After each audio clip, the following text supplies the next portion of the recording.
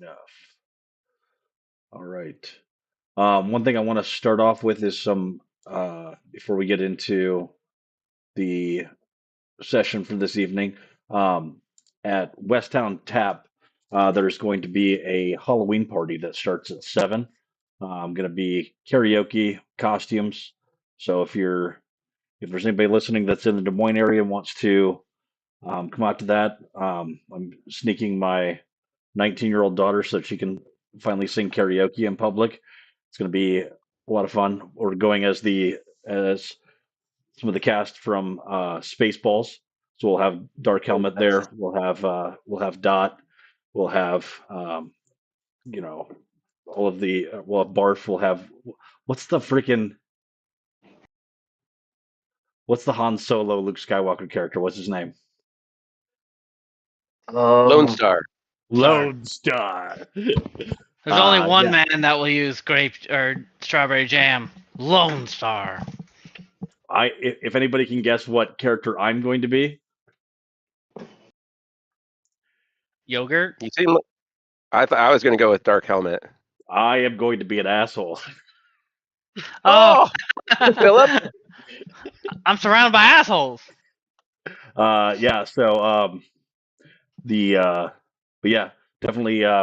It starts at 7, so it's nice and early. If you want to have an early evening, and it goes until late if you want to come out after handing out candy or whatever. So I'll send another reminder out, but love to see you guys out there. Is it Friday? Friday. Yep, Friday at 7 p.m. at Westtown Tap. Okay. All right.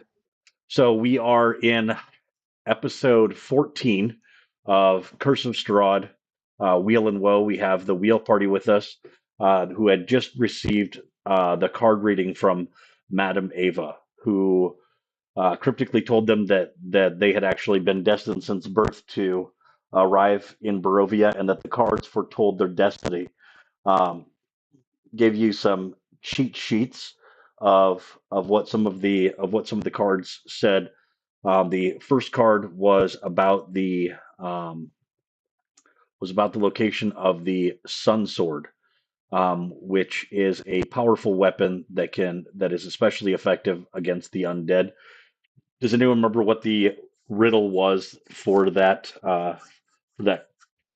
clue? I just know it was something about a dragon statue that's guarded by.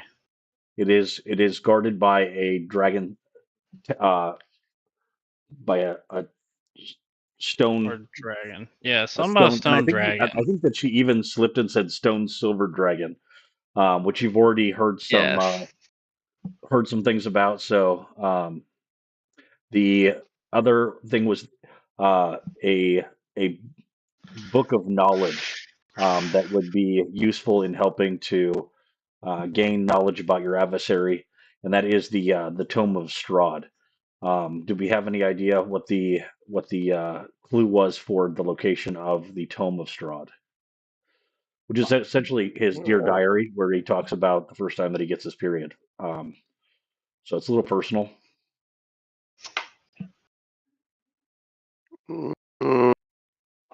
No, I got look to the highest peak, but I feel like that's the Silverstone Dragon. That is the Silverstone Dragon. Right, so it's not that. It's not go to the tower in the snow. The tower in the snow is where the Tome of Strahd is supposed to be. So Okay. for the tower Go in to the tower in snow. That's where, yeah. Yep. The next one's a snowy covered tomb. The only other card the third item. The broken one.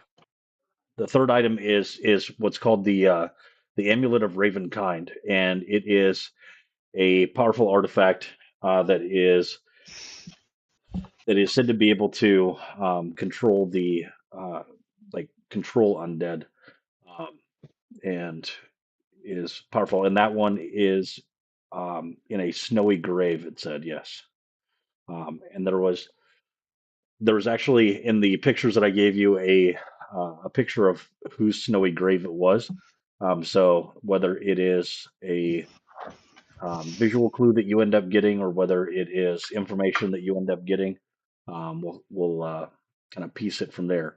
In kind of talking with some of the villagers before you went in, and now they've invited you to gather around the campfire. They have some festivities and celebration of the werewolf attack that was thwarted um, by your group, and um, there's one piece of information. It was, hey, where are you guys from? And it's like, oh, we are not from here, but we were coming from Barovia. And one guy's like, oh, they're Barovians? No, they're not freaking Barovians. Obviously, look at them. They actually smile. Um, and you get the rumor that the Barovians are simple folk and easily frightened. Few have souls, they mention, and the soulless ones are easy to spot because they lack anything beyond fear. They have no hope, they do not smile, and they do not cry. And kind of hearing the Vistani talk about that, you kind of think back and you realize that there were a lot of individuals that just straight gray man NPC, that there was not a lot going on upstairs. Um, but then kind of individuals like Ismark or Irina, or even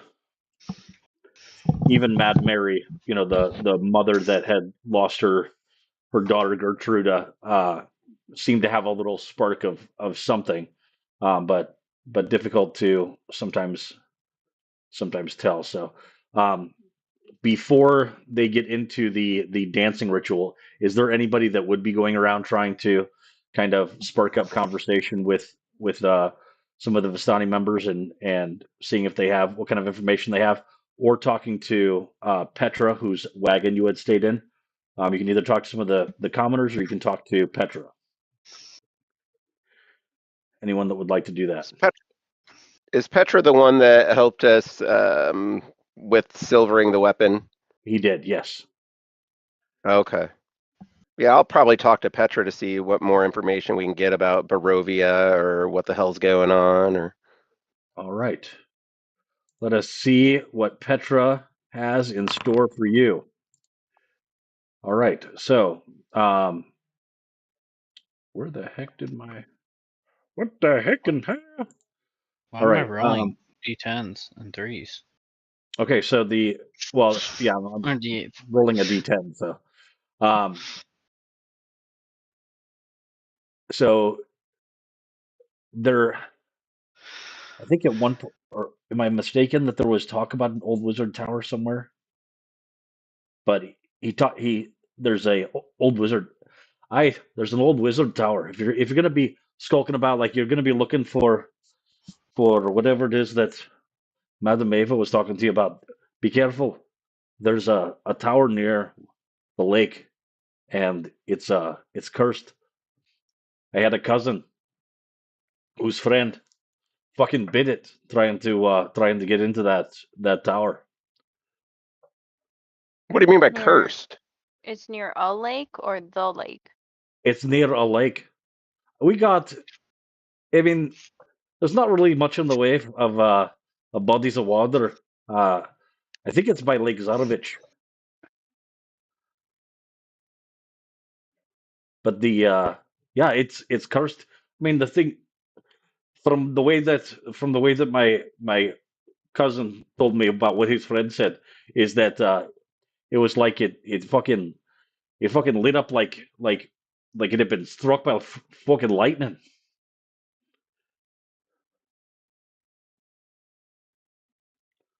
What was he going to do at the tower? Well, that's his business. I mean, people leave things. It's all it's all like, there's some people that believe that, yeah, if you don't have something on your person but you leave it somewhere, that it should just stay there. But for the Vistani, if you're not using it, other people can use it. So I think he was just going in looking for whether there might be some things that needed a helping hand to move along its journey, or maybe just looking for some place to get out of the rain. Maybe he could be a fucking liar too. It could have been just fucking lightning. Maybe he's cursed.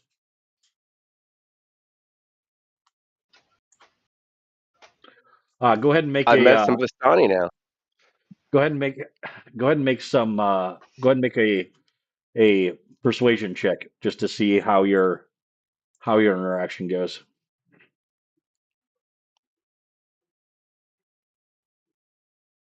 All of us are just Pinion. Anyone that's interacting with either the Vistani uh, um, campers or with Petra.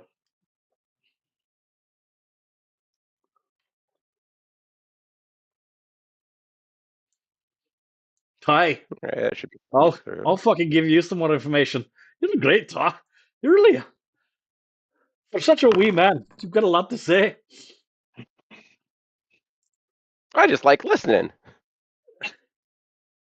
Hell yeah, no one's telling me shit. But if you Charisma's not my forte.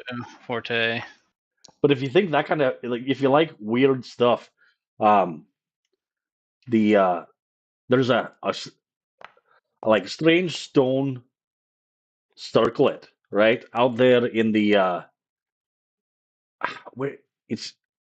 Do you know where the windmill's at? Like a windmill? No. Okay, well, it's down the Salvage Road. You know, don't if you took a right, you'd head up towards Strahd's castle. Not that way. Just before you get to Valaki, there's an old stone windmill. A couple of broads that have taken up residence there. I think what's her name? I don't even remember. But uh, at the edge of the forest, there, I believe there's one of those ancient Fey circles. It's not Esmeralda that lives there, is it? Not Esmeralda. No, no, Okay. no. Wait, the circles, they're a real thing? Alas, what do you know about circles? Well, I read a lot of the lore, the stories about them when I was much younger, but I didn't really believe it until I got here. Did you end up accidentally slipping into a Scottish accent because I've been doing a Scottish accent? Well, originally I was supposed to be Russian. We'll see. It Hey, changes daily. it does seem like you have a little bit of a style in you. So, there are stories of the Fae. Madame Eva actually she tells some stories of back in the day. But you read a book, you say? Not been one much for reading. Mostly just doing, finding. Now I do enjoy telling stories, and I think that we should have some story time around the fire later on. That sounds like an excellent idea to me. I would love to know more of your stories. Sir Arthur, who are you talking to? Are you talking to Petra, or are you talking to some of the Vistani? Just some of the other Vistani. Just trying to see what they can tell us. All right. So they kind of with your interaction and with um, the performance that you had in the battle against the werewolves. They just you know are very warm toward you as far as like thanking you for the stuff that happened with their with the children and everything. You know, protecting their children because they had come off to those werewolves seemed intent on the horses, but once they were fed, then they would have other ideas. But so they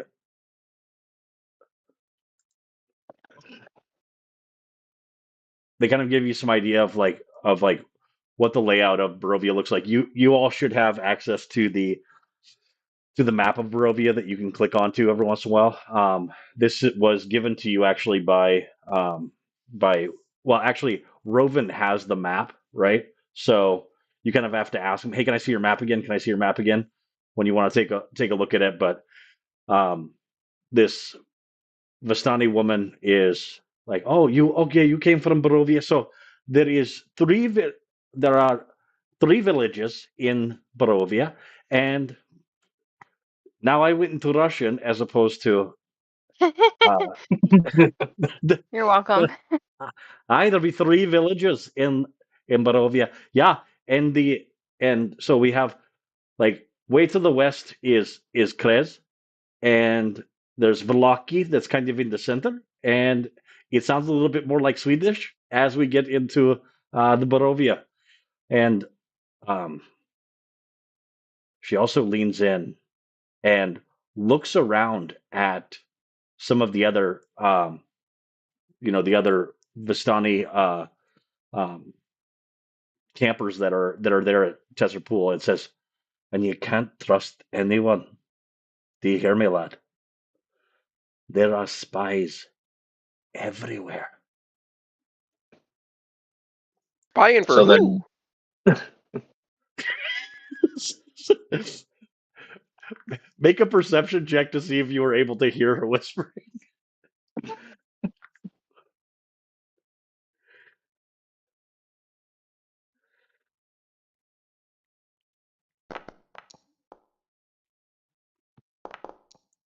No. Somewhat kind of or hears that there was some kind of whisper of trust no one, but doesn't hear the whole spies everywhere, but has some idea of it. Um, I would say though that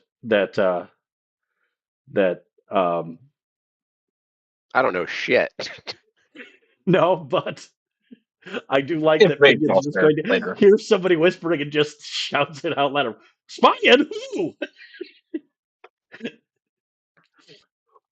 Manners aren't my strong suit. All right. So if you're saying don't trust anyone, is that including yourself? Why? Oh. Now you're getting a lot. Yeah. Especially don't trust people that tell you that there's no one you can trust. Chances are they're trying to use it as a manipulation tactic so that you'll think you're co-conspirators in the only one that can be trusted. You're getting smart there. You're a sharp one. Sharp as that silvered sword. Try not to hit any more bricks, though. I'll try. Don't think I didn't see that, lad. Don't think I didn't see that. All right. I held it up So, really high. so Pinion and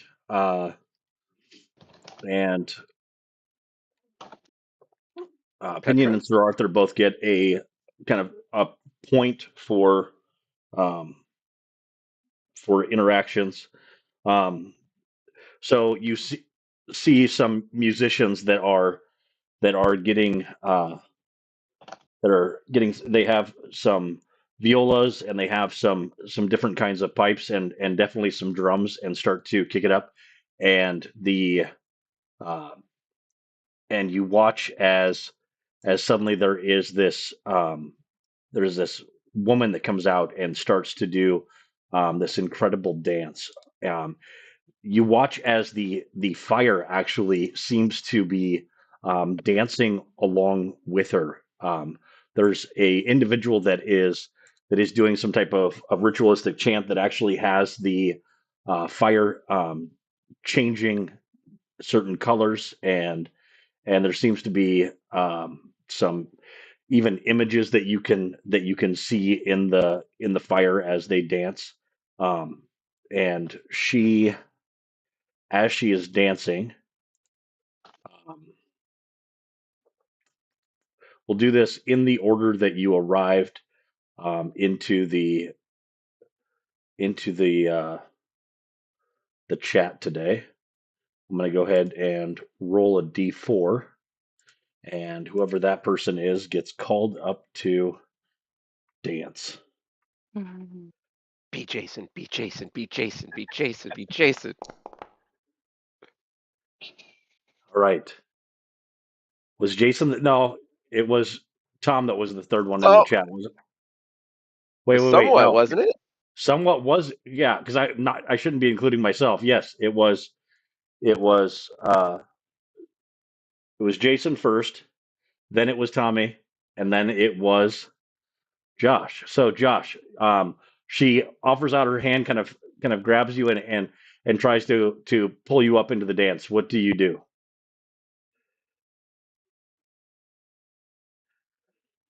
Just go with it. I will tell you that uh, right now, Pinion has 3 points of But uh, my of, of camaraderie Discord keeps with. messing up. It's okay. So Pinion has 3 points, and so does uh, um, Sir Arthur as far as points of camaraderie with the Vistani. 2 for fighting and 1 I for will their social interaction. I will You right gladly now do go up not have the there. 2 points for the assisting and fighting, and have not had an interaction. So this dance could get you up to the 4 points needed in order to get a reward from the Visai. It won't, but I'll try. All right. Got a So kid. you watch a very reluctant, somewhat being dragged up onto the performance stage as this woman kind of dances around him and does a dance fight kind of looking thing, and tosses it off to somewhat as she does her dance. Um, this will actually determine um, the DC of what is needed. So go ahead and roll your performance check in trying to keep up with the dancer. That's rolling 19 or higher. No. You have to roll a 14 or higher. She obviously isn't expecting you to have her +6 in ability, right? 13. All right, I now told it's you it's pretty not good. happening. So It's not happening. it's not horrible. Okay, all right. You're obviously a little, and she kind of like knows that you're really not that she kind of that you're reluctant to begin with. All right. So she rolls again. Literally, she does like a roll on the ground. It is Oh, fucking jeez. amazing, Mary and right? Joseph. She does something absolutely, and you try. Let's see you try. Can I like pet the dog up there or something like animal handling? That'd be great. Oh my god. Oh, there, Boom, that'll be better. boom. Nice. All right. So surprisingly, the you actually um like it looks like what she just did, but it was obviously like off. So the dance is continuing. We've got 3 more rolls.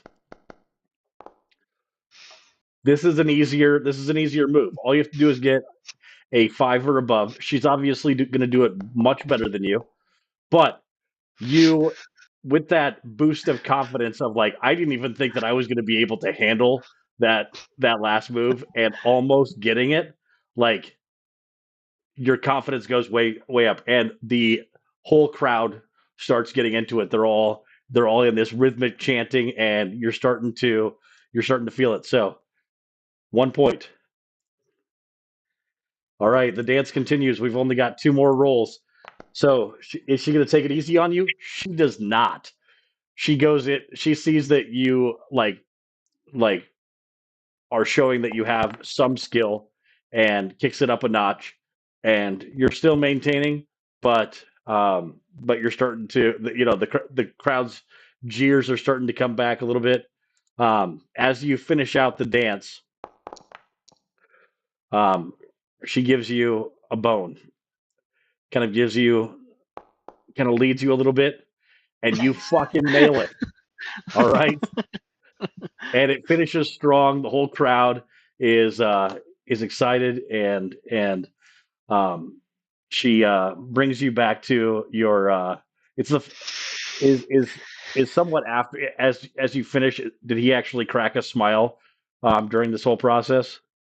Yeah, Yeah. I'll go with All right. that. Everybody's luckily not using their dark vision, they can all see him like a flash of teeth that the rare flash of teeth and a smile that comes from someone he's not able to even control his own face, and is kind of having a good time. Petra steps up and says, "Hey, we have new individuals in the camp, and that means that they must tell their story. Um, we shall see, though, who has the. I mean, as you can see, we like to heckle and we like to celebrate. We've already seen these warriors. Well, some of them we saw, and there's a little bit of a titter as they look over to the dancer. Um, and I'd like to I'd like to see who would like to go first and and tell their story of tell a story of that that comes from your past. And you have this feeling that the ideal story to tell is the one that you thought of during the card reading of being told that you were destined to come to Barovia, and kind of the realization that there has been indications in your life that this uh, that this destiny or this fate was something looming way before you ever stepped into that tavern, way before you ever met um, that barmaid that needed a walk home on a foggy night, and then found yourself in this shithole. So, going first, we'll go in the order that. Actually, no. Who wants to go first? It's not someone. I'll do it. He's already been selected. So. Oh, I was gonna go first. I don't care. Oh, all right. Well, it seems that he has courage, ladies and gentlemen. They all applaud as someone steps up. So, my background: I come from a lovely monster hunter group. We go on dangerous missions, and usually I am usually the one who takes the final kill, and just to get a nice old story of the, because I'm a folk hero, so my village already knows me. However, there's that rival guy, Marco the monster hunter. Doesn't really do anything, shies away from combat, just hides back there, and then out of nowhere appears when we're all ready to just kill the thing. He takes it and says it was all him, dances, the whole town just parades him. So I plan to take the murderous Strahd and take him for my own, I guess, Your own trophy. The vulture. Yes.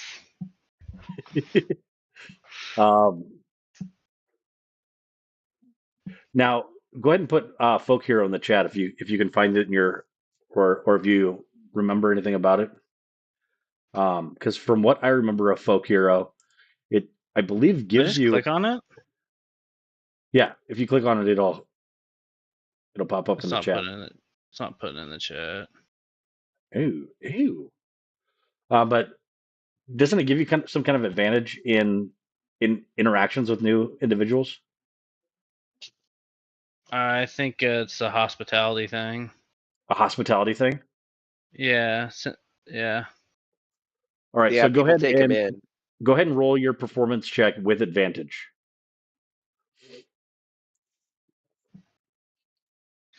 I about clicked the wrong one. Oh, there we go. All right.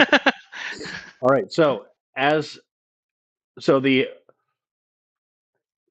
in your as a folk hero, you have Oh, here. some experience There we go. there we go. Some experience in actually in telling stories. This was something that the Vulture was actually much better at, and how he and you kind of didn't want that kind of like smarmy accolades, but you know how to do it. It's just that you don't um, you don't use those skills manipulatively. You were asked to tell a story. You can fucking tell a story, right? And so the story that you tell, and especially when you bring up that that you are going to be the one that kills like lands the killing blow on Strahd. You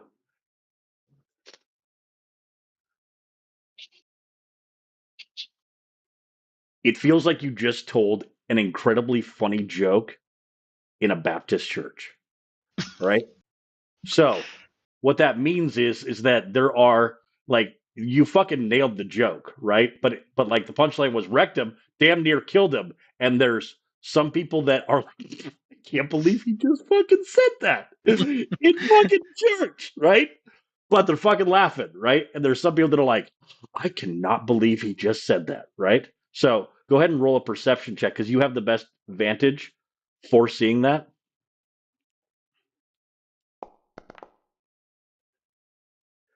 Yeah, and and the eagle eyes to be able to pull it off. There is um, a gentleman in particular uh, that rather than finding it uplifting and like I can't believe he said that, but this guy is going to be a hero here in Barovia. This guy instead, you can just see him like um, mentally taking note um, and definitely seems like he didn't find your uh, your comments as uplifting as what I think a majority of this group actually had. So go ahead and take another point for your Vistani interaction. Well done.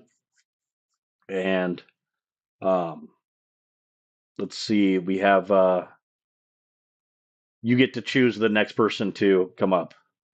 So you hand off the talking stick to who?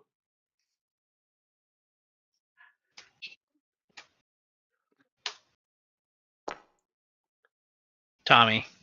Tommy. Pinion All stands up right. and some smart ass in the back's like, "Hi, stand up." Oh, this is all the higher I get. So then Pinion stands up on the top of Piston, so he's easily over twice his normal height now. Ah, He's he's like, like "Does a that mini help you minotaur. out?" He's a minotaur. Pinion can't help but laugh. I'm That's using that pretty for later. good. I'm using that. So Pinion starts to talk, and he's like, "Well, I've actually had a pretty good life. I'm a tinkerer. My mother and my father and my sister, they're all tinkerers. Um, my sister, it's weird. We got here and there was just a bunch of wolves, and and I've always had some problems with wolves. My sister was a little bit older, and she helped me become a tinkerer, and she gave me this watch, and I still have it. It works perfectly. And every time I open it and I check the time, I get a smell of apple cordial, which is my favorite. But what I noticed is there's a lot of wolves, and my sister always complained about wolves. And every time that something bad would happen in my life, there always was like a wolf or something wolf related around. And I don't really understand it. And what's your guys' deal with all these fucking wolves? I we have had more than our fair share of dealing with wolves. Mostly dealing with deaths of individuals, teeth and claws of wolves, or our children taken by abominations. Oh, I think that sucks. And if you want, I'd like to help you get rid of some of these wolves just so everybody can be a little bit better off. And what became of your sister? Oh, I've never really gotten the full story on that. Um, she always complained about wolves, and we kind of thought that, I mean, we're Von Wonky Cogs. We're not all there. We're a little off. We're very smart. Um, some sometimes a little too smart for our own good. But we always thought we knew better than what she would say. And then one day she was just gone. Go ahead and make a perception check.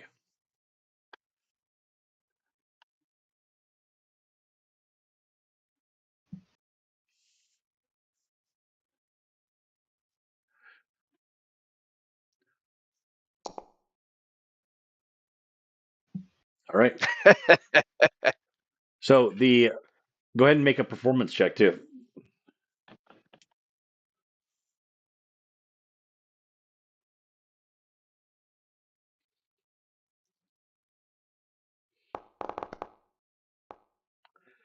All right. So there is definitely some a lot of individuals that are moved by um, the story of family ties and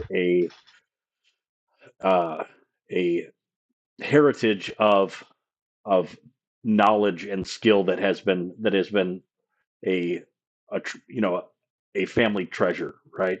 Um, and there's one individual that stands up and says, "Wobbly Wheel, the Wolf Slayer," and and you realize that he's drunk and didn't hear it was Wonky Cog, not Wobble Wheel. But it seems that is your new name among the Vistani. Is Wobble Wheel the Wolf Slayer? All right. All right, you are able to hand off uh, your talking stick to the next individual. Do I go with the Russian or the dragon? The Russian or the dragon? Roll D2. That's what I did. Well, I Ah, rolled D3. we're gonna make Jason go last. Niev.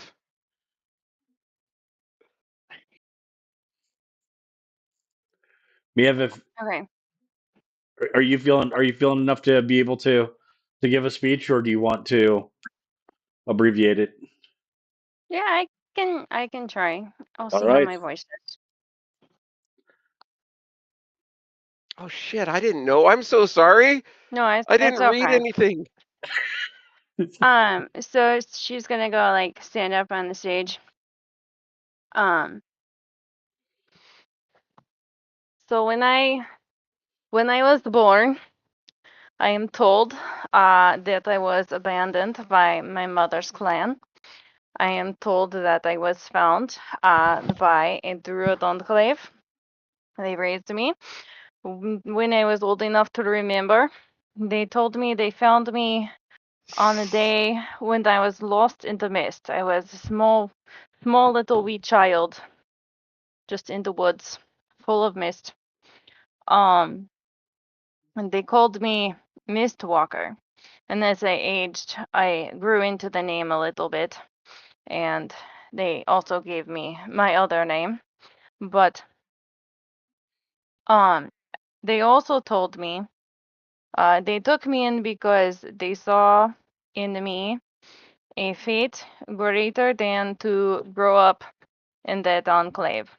The elders told me they found me as an outsider and they took me in so that one day I would save a world that was not my own. I obviously assumed that was them at that point, but things seem to have perhaps changed, and perhaps I am meant to come here. Um, and they told me many stories of a faraway land called Barovia, which I always believed to be just tall tales, but now I am here, and I see perhaps that there was far more truth in the tales that I grew up on than I used to believe. Aye, we have the the mist walking witch who calls down burning moonlight to smite her enemies. That is an amazing tale, or it might be. Let's find out. Roll a charisma check, a Oh boy. performance to see how it went.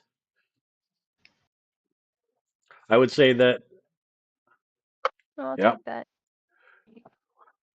So the authenticity of your story has more weight than your ability as a performer. You speak from the heart, and it is moving. Go ahead and take a point um, for your story. And yeah, they How many points should I have? you have four, right? You have four because of actually doing your homework, and one for the homework that you mentioned in RP, two for fighting, and one for your story. Okay, sounds good. All right. Now we have our bright winged friend who gets to regale us with his tale. He hands you the All right. talking stick. Well, I am not uh, the greatest storyteller, but I will share my experience. It's not a happy backstory. Um, when I was very young, my family and loved ones uh, were found slaughtered with signs and wounds of vampires as the culprit. I was later taken in and trained as a paladin, and later on a night like this, my village suffered the same fate as my family. And after that, I swore an oath of vengeance upon those who have done horrible, horrible things, not just to my village and to my family, but to others who have shared in similar tragedies, such as myself. Um, I was a loner fighting until I came here, and before I came here, when I met up with this group. And I will say that it's becoming clear. Just, I believe this Strahd is the culprit, and I will have his head on a pike. All right. Go ahead and roll your performance check.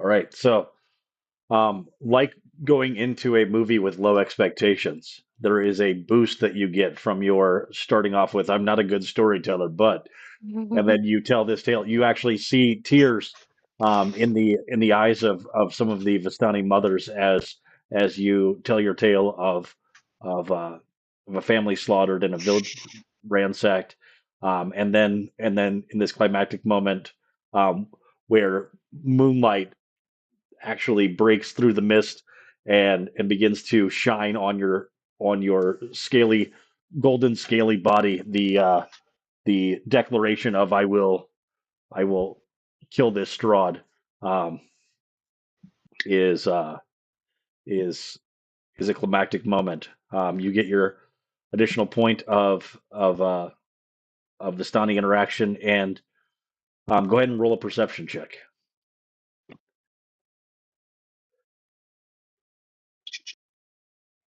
Oh, wrong one. Sorry. Perception.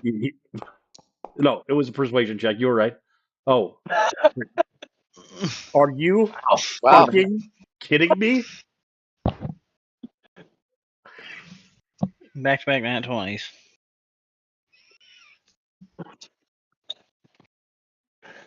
so Yeah, go ahead and take one more. Go ahead and take one more Vasani point. You now have four. Just because the fact that you just rolled two natural 20s in a row, it just makes me happy enough to be able to just gift you with things, because obviously the gods are just gifting you with things. So might as well. for that, we have 5 now. Wasn't I at 3 before that? Yeah, he was at 3. So he just got double. He's at 5. All right. So the well, that one doesn't even matter. So So then, yeah, you watch as with your natural 20. There's two things that happen. One, you were watching somewhat while he was giving a speech and saw his eyes on an individual, and you noticed the same individual that he had noticed, and kind of the skeptical look that you have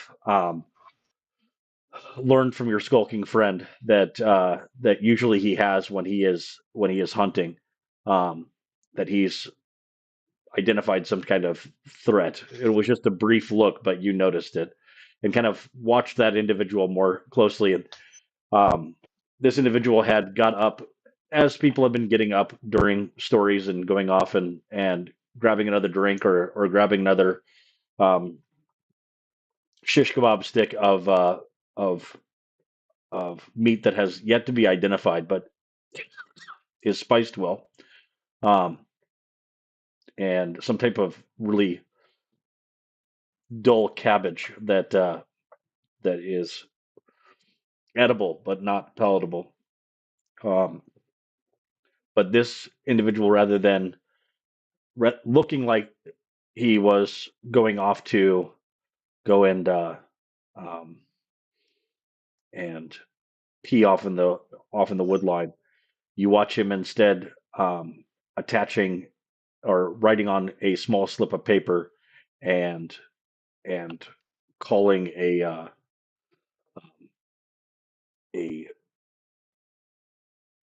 a bat that actually comes down, and um, you see him attaching, and this takes a little bit, so you'll have some time to be able to grab him after story time. But attaching a scroll to the bat's leg. Um, but um, that will be after the conclusion. Um, Yeah.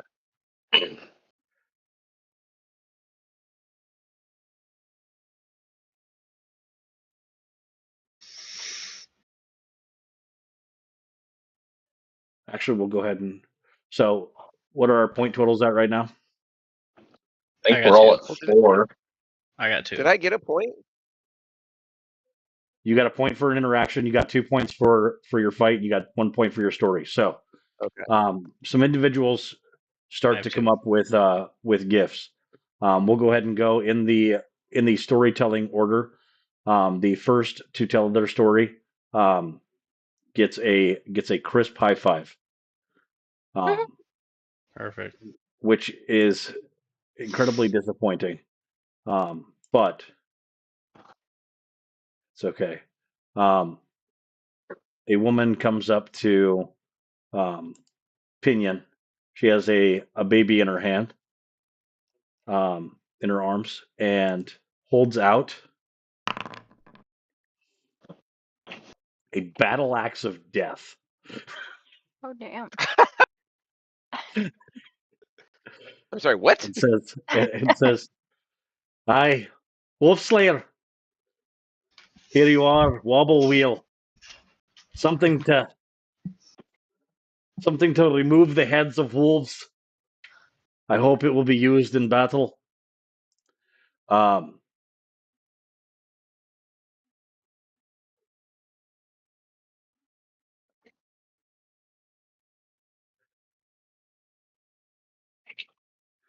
I'd be a big so it has fan to a cut off some wolf heads for this. right. So it's a +1 magic weapon. I don't know if it's your style or not, but um, it is formidable. All right, And it's a gift, and I appreciate it. it is a gift, and I'm going to put it into your inventory now. I believe though that it is currently um, not identified and not attuned to, but it does require attunement in order to be able to utilize, from what I remember. I'll double check. All right. Next up was who? Neof. Me. Miev. All right. Um, the young gentleman approaches you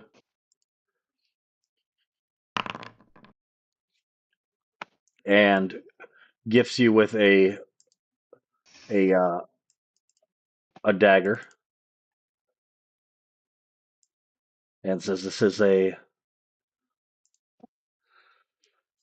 It has strange writing that decorates the blade. The handle is made of bone, and the blade is a curse to the walking dead. The magic item deals an additional 1d4 damage to zombies and skeletons.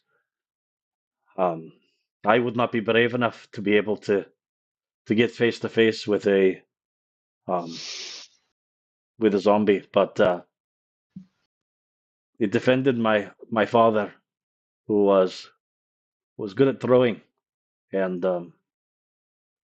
and it saved me and my sister, but um, it did not save my father.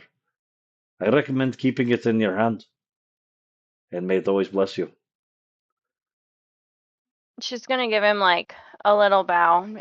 Thank you, I shall use it well.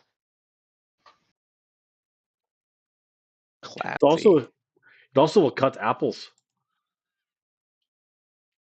Oh, excellent. Can never go wrong with a good apple. Right? Suddenly Petra is just like, "Hey, here's some information. There you go. There you go." Wrong roll. All right. The last gift going to Sir Arthur. Um, it this uh, this comes from Madame Ava, who shows up like Angela from The Office next to Dwight Schrute. And suddenly you're just standing there. Oh my God! Bonk. Hello. It is a chilly night. Um, I this belonged to my this belonged to a departed friend, and I hope that it will serve you well. Also, fun fact: the Vistani are known for casting curses, and if you're wearing this, they can't curse you. I mean, they can Of still talk crimson. about you, right? Like, just know Yeah. that they can curse behind your back, but they can't actually curse you. Um, and obviously, these are gifts that are bestowed on behalf of the on behalf of the Visani people to your party. They're given to those individuals, but if your party decides, hey, this item would be better served with this individual, then we will make those adjustments. But those things should be um, in your inventories now. As she moves away with the cloak, she grabs Mia by the arm and says, Ah, dear, I have some information for you. um, "This is also when you are have been keeping an eye on the Sir Arthur, the eye on the individual that you saw with the small scroll, and somewhat you are watching this individual. You didn't see the small scroll. Um, Actually, go ahead and make another perception check. We'll just give it a decent DC, and we'll see if you're able to spot that. Not only was he the disagreeable sort, but also whether you spotted that he was looking to send a message.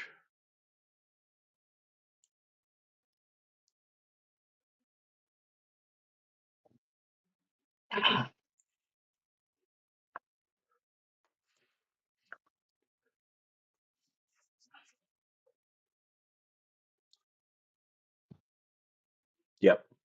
Um, so yeah, you did spot the message as well. Um, and both of you are kind of tracking this individual as he goes off to pee. Miev, do you stay at the party or do you immediately join Madame Ava as she kind of tugs at your arm and says, I have information for you, lass? I think I'll go with her. All right. For my two perceptive ones, are you following this individual or are you um, confronting him? What's your plan there? My first inclination would be the two of us confront him sooner than later. So I don't know about you. as you are both watching and kind of taking steps forward, you kind of look at each other. What do you say? I don't know if we say anything, just kind of like make eye contact, head nod, just kind of acknowledge that we both notice the guy and need to take some sort of action. Like, hey, let's. All right. So this guy starts to head off out of the, kind of more into the darkness. What is somewhat do? Stealthily walk away from the clankety paladin. Clankety clankety paladin, you keep your distance. Do you give Yeah. that look? Do you give that look too of like you pull aggro? Yeah. OBS2. I ain't using a second level spell slot to give you +10. Nope. I'll just stay away. All right. What does Sir Arthur do? Does he like call out to this guy or just kind of? I mean, obviously walking after him looks a little sus, or you can attempt to. I am also going to the bathroom. Mm-hmm. Can I roll a stealth check real quick? You Let's can see. roll a stealth check. It's either going to be a stealth check or a deception check. He sees you coming up behind him. No one. I'm sorry. I thought somebody asked who sees someone. I am also All going right. to relieve myself. There's a moment where he thinks to himself, "Isn't that the guy that pees like in the middle of camp? Didn't he drop a deuce like right on the side of that wagon?" But no, that checks out, right? Paladins don't lie. I I usually like my privacy. So I too. You go over by that tree. I'll then go over here. All right, and um, he tries to wait you out, but it turns out that dragonborns have very large bladders, and you are able to Austin Powers it, uh, and have the longest pee ever that is audible, and like the deception uh, is so real that you actually are able to find the will to pee longer than any individual should be able to as you just wait him out. Um, and you also go ahead and both of you roll a perception check.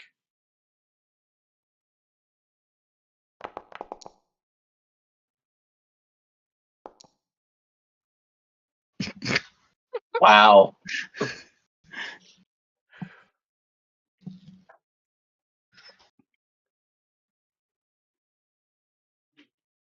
I Sir think Sir Arthur, Arthur's focused on his bladder. you notice um, that he is not peeing at all. All right. Um, and that he is also holding with one hand, and you can tell with just two fingers. All right. You are intently watching this. What you are not watching is what somewhat is watching and hears in the trees. Um, like the predator sound, like that. Yeah. you hear the sound, and you've been listening with your animal handling. You've been listening to the bird noises. You've been listening to and have knowledge of the thousands of varieties of amphibians that can make different kinds of noises. There is it at first seems like a bird call, um, or like a tapping that a bird might make, but it's not the right time of evening for that, and something predator. And what scares you the most is that you think you should have been able to see it, notice where it was coming from, but this thing is stalking. Um, One thing you notice for sure is Sir Arthur, like, dead staring at just the worst social faux pas that you can make in a public restroom situation is just dead junk scared staring, and hasn't noticed um, that there is something in the trees around these guys. Let's find out if this guy notices.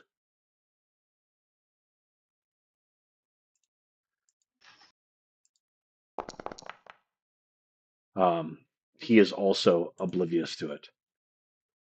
Nice. Nice save.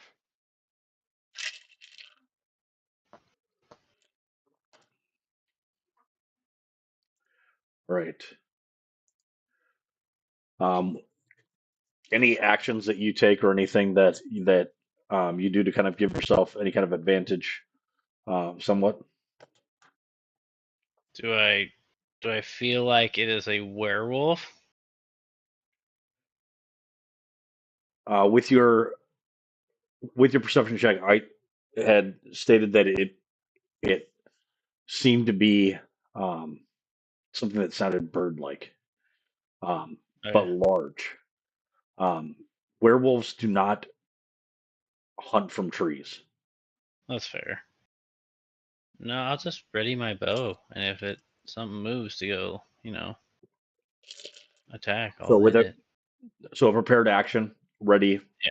to be able to, and go ahead and roll a stealth check again to see whether or not you're able to um, prepare your bow without making too much noise. Um, you are naturally stealthy, and so it's not like, but it's not like it's more like clatter, right? But it sounds enough like the rest of the trees that are kind of clacking together as the wind blows.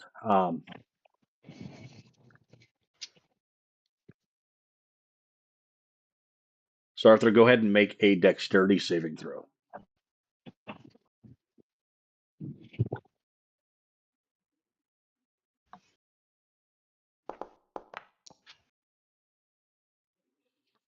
All right.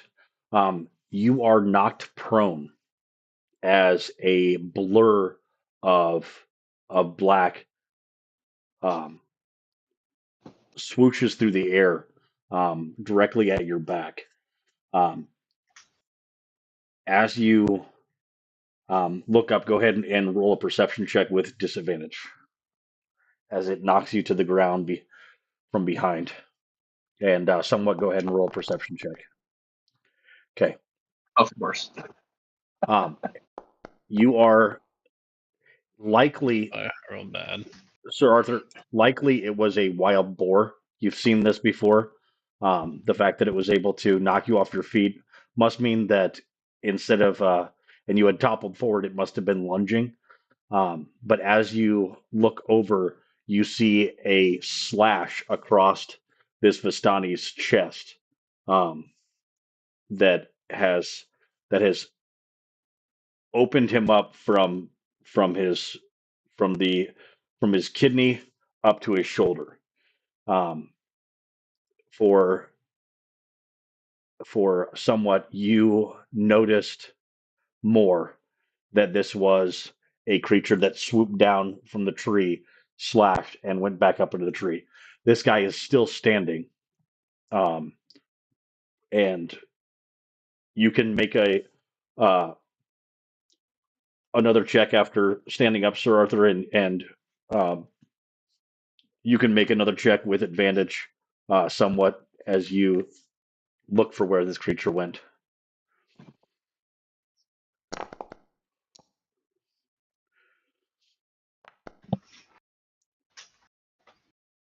All right. So with both of you having um, a similar result without similar skill, it's sometimes it's luck. Um, you both lock your gaze onto a particularly gnarled tree, thinking that it is a possibly just a group of leaves, but there is a just large hulking kind of shape up in the tree, and you hear a,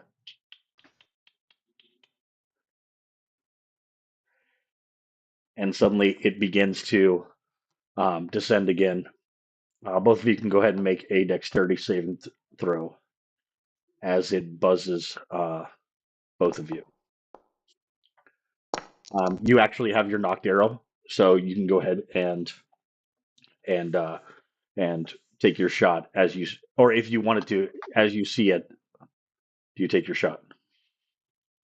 Yeah. Right. Yep. All right. With the 23, you hit. Go ahead and roll your damage.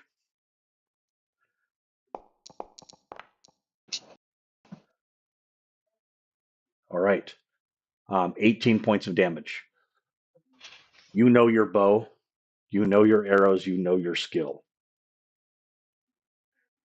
There is nothing that you have ever hunted out in the wild that doesn't go down with that shot placement, right? Yeah. But this thing shrugs it off as if it was less than a pinprick. And you notice that in its slashing, this time the hand that had the note is missing from the stunning man, and that he had it up trying to put it onto the bat that had come down, and the slash has gone across, removed his hand and slashed across um, his throat as the go ahead and make another perception check, but this time with disadvantage. Only you, not for. Well, you had a perception check, didn't you? Or no, that was your Yeah. dexterity saving throw. Yes. Your Yeah. dexterity saving throw is good, but for and Sir Arthur's was also good. That blur comes back across to you. All right.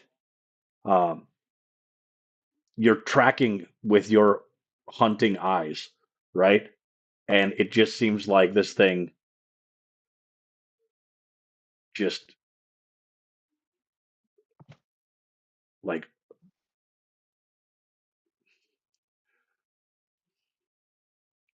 like collapses in the air. It's almost like someone um,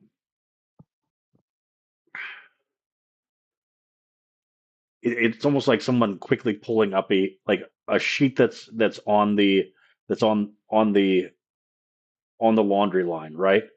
Being pulled in through a slightly open window. This thing that was swooping through the air just suddenly and Would this be almost like it classified as changed forest? size. What's that?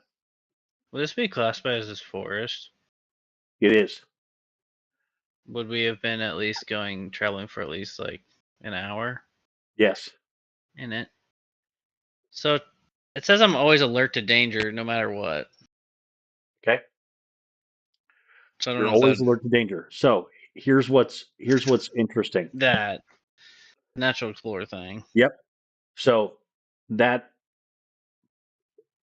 what you found most interesting about this encounter was that your danger sense essentially was not there. Had you been the Vistani guy, it would have been fucking blaring like this is bad, right? The fact that this guy was just continuing to pee like his life was in fucking jeopardy as soon as that went off is wrong. This thing was stalking and attacking and targeting that individual in particular. Oh, Go ahead and okay. roll. Go ahead and roll a either a nature or a survival check with advantage. I like survival. All right. So as far um, as far as being able to spot and classify different types of of creatures, there is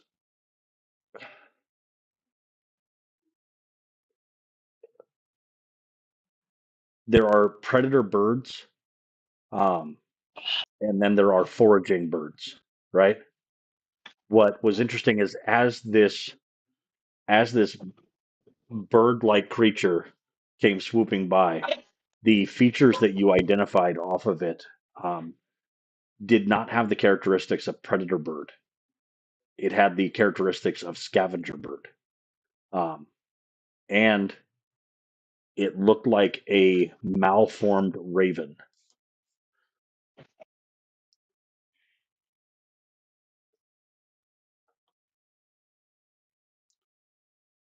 I guess I As just have a both, quick question on this natural explorer thing. So anytime I'm in my area, forest, for example, would I be doubling my proficiency on wisdom or in perception checks?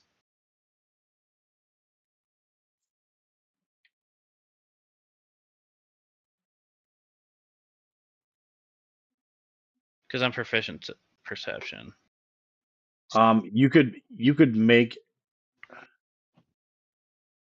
Oh, yes, it would be. Okay.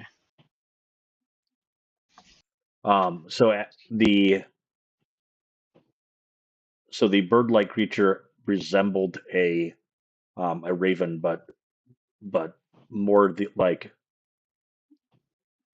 like freaking you dressed up as a raven.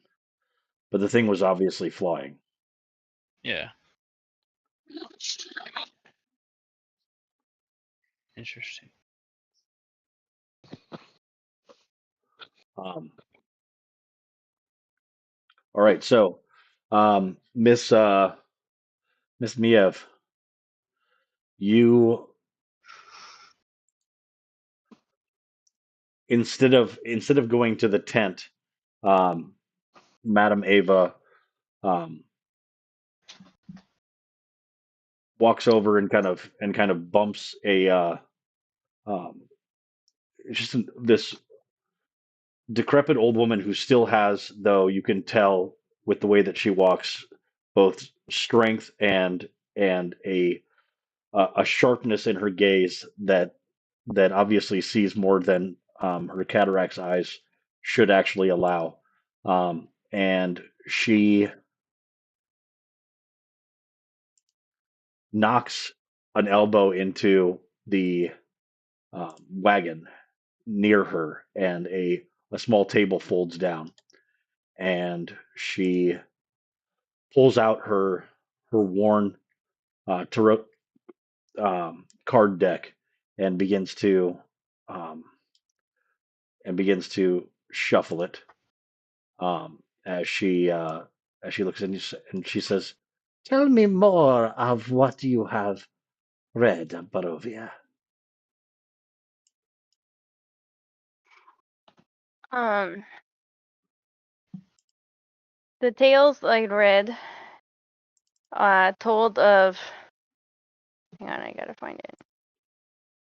Three fae who used to live in the land of Barovia.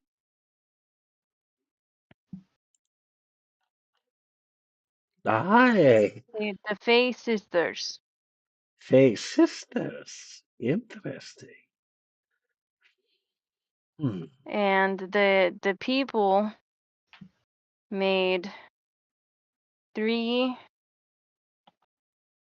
like stone circles, standing stones, in each of their like realms, and that is where they went to worship and to offer gifts to the Fae. I And there was see. something about uh gems and amber, but I don't remember all of it. I did. Well, I will tell you the secrets. And the cards will tell us. There are, as you said, 3 stone circles, and there are 3 gems, each representing the different domains of the Fae sisters. The first is the green gem, and of course, it is a symbol of the forest Fae. The Fae is strong with the spirits of the animals and the birds. And she flips over a card, and it is a picture of the raven. She says, "The raven? Oh, how interesting. Ghastly, grim, and ancient. Raven wandering from the nightly shore. Quoth the raven, nevermore. Not all creatures are what they seem." Do you understand, child? I am not sure. I think I I, might, but I also am I not might sure not. either. These cards are quite mysterious. But when the time comes, you will know. But where is the red gem? The red gem of the fabled mountain fae. A fae powerful indeed. Let us see what the cards reveal. And as she flips over another card, ah, the Master of Stars, the card of a great wizard. Wise men are not wise all of the time. Seek the wizard's tower to learn the location of the red gem. Now, the blue gem is rumored to be lost forever. Many have searched for it, but to no avail. Tied to the swamp fae it was. And she, too, the forest fae, she seeks it. There is a poem. To destroy evil's heart, you must find its counterpart. Last gem you seek, the road not for the meek, lost its way from its fay. The cards will tell where the gem fell. And she flips over another card.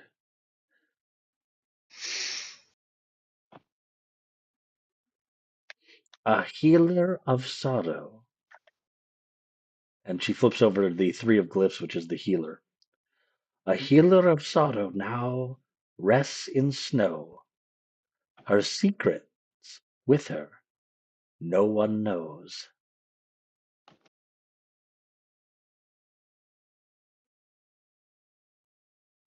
And with the deck, there is a hanging card. And she says, "Ooh, we have a friend who has come to join out of the card." It is the One of Swords again, the Avenger. What you seek, information lies in the Dragon's Keep. I know that this is not much to go on, my dear, but everything reveals itself in time, and the cards are always true. But you have a special destiny. You will take good care of those boys, won't you? Yes, I will try my very best. Excellent, dear. Excellent. All right. Um, when she says take good care of those boys, you kind of look around for where they're at, and uh, Pinion, what are you up to? Oh, I'm just joking around with the group and just kind of having fun, making piston do tricks and having what the tinkering things I can do. I can make like machines in like a couple minutes and have them make sounds or smells or light effects. So I'm just doing everything that I can just to like entertain the Vistani. Excellent. In your oh my gosh, what just happened to my oh in your entertaining, you learned some other information. One is that the Vistani are very proud of their poisons. There is one woman individual, or in particular, that um, expresses some information about that. And then there's also information about stuff that Petra sells. You can get information about one of those two things. Which one do you think that Pena would be more interested in, poisons or what's available in the shop? He probably what's available in the shop. All right, excellent question. So, knowing that you had an interest in learning things to deal with uh, silver, Petra invites you um, into his shop to check out some of his wares. Um, the two individuals that were in the woods peeing now have a dead body between them. I don't know if you've ever encountered somebody who's been eviscerated, but the smell of acrid urine and um, and feces that is mixed with stomach acid is quite pungent. Um, other So I than was Rex, going to attempt to try to use a lay hands to try and heal him just to the point where he wasn't going to die before, so we okay. could extract information. Were we not able to get to that point? Like, was he too grievously Go ahead injured, or and go ahead and roll your initiative, and if it's a above a 17, you're able to get to him in time. okay?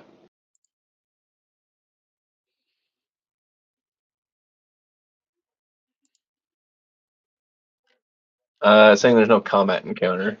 So Well, tell it to let's see shut the here. fuck up. Okay, go ahead and roll. Just go ahead and roll a d20 and uh add your modifier. Well, here an acrobatics check would be the same. Yep. So Go let's do ahead and that. just do it. Yep. Not quite. All right. So you um get to him. Go ahead and roll a Constitution check.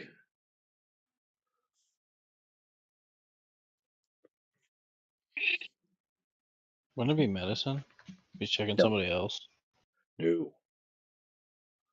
It He's is gonna definitely a vomit. Constitution. It is definitely a Constitution saving throw. All Oh, right. for himself. Okay, I thought he was checking the dead body whether it was alive. All right. No. So as you get up and you attempt to lay hands, the sight of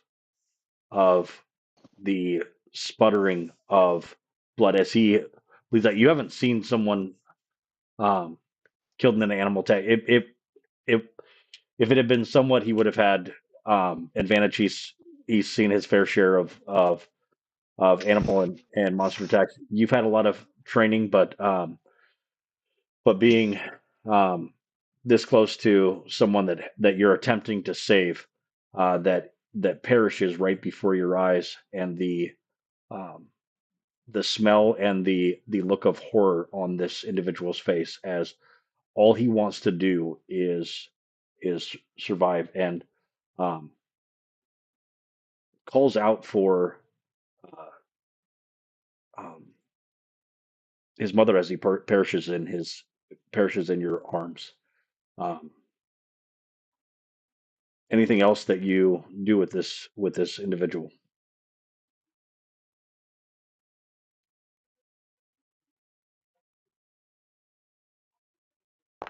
Um, I would have been able to get there, but I s- I don't think I'm too far away.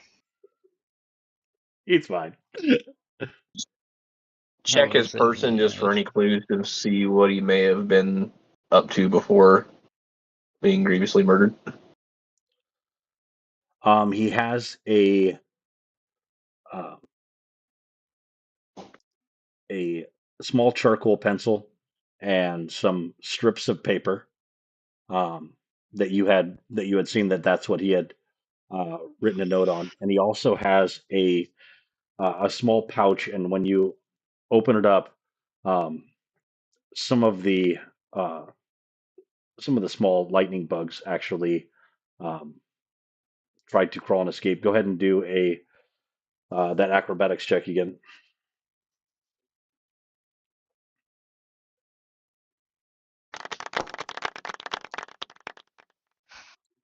All right. With your 16, you were able to stop one of the lightning bugs from crawling to the edge of the bag and take off.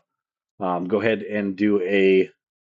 Um, actually, I will say that somewhat kind of comes up behind you.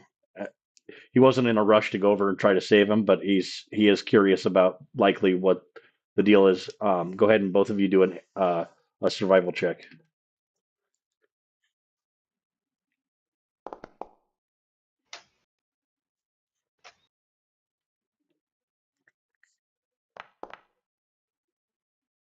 All right, so Sir Arthur, um, the best thing that you can come up with is snacks, lightning bug snacks. Um, and for somewhat, you make the connection. It is snacks, it's treats. Uh, and based off of what you've watched, the bats are. It is a dangerous time to be a lightning bug trying to get a little action when there are bats around, because they swoop down on those tasty critters as fast as they can, especially if they are above the grass line. And so it seems that this little spy would attract his messengers by having by having these lightning bugs that would bring a bat down to him. And you know that bats aren't very good at training for for being messengers unless there is unless it's like a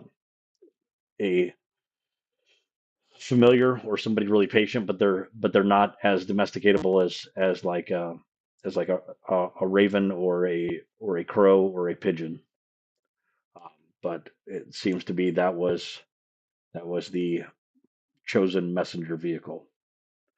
Um, let you guys process that.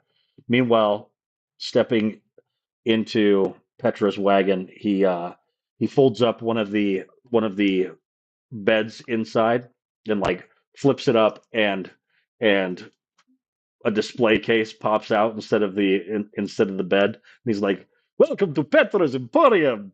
Um, and he has anything that is in the player's handbook uh, that's adventure gear or weapons at 10 gold pieces or less. Go ahead and roll a d20 twice. So you can just All roll right. with advantage and look for. Somebody roll for me because I my got it. foundry's coming back up.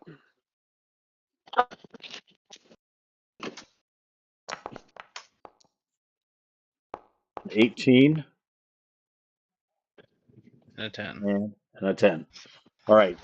He's like, of particular note, we do have a ring of poison resistance and studded leather armor that is +1. Now, I don't know if you have the money for such extravagant items right now, but I will tell you that I have a particular quest for you. And there are very few pleasures here in Barovia, but one of them, my personal favorite, is champagne. Champagne de la Stomp, a wine from the Wizards of Wine. It is very rare, and I would like to see if you can find one for me. If you were able to find me a bottle of this delicious champagnon, I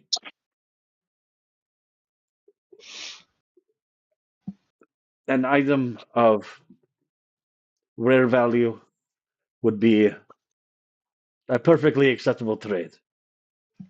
Now, if it's half a bottle, no deal. So please do not drink my bottle of champagnon if you are looking to trade for a magical item, please.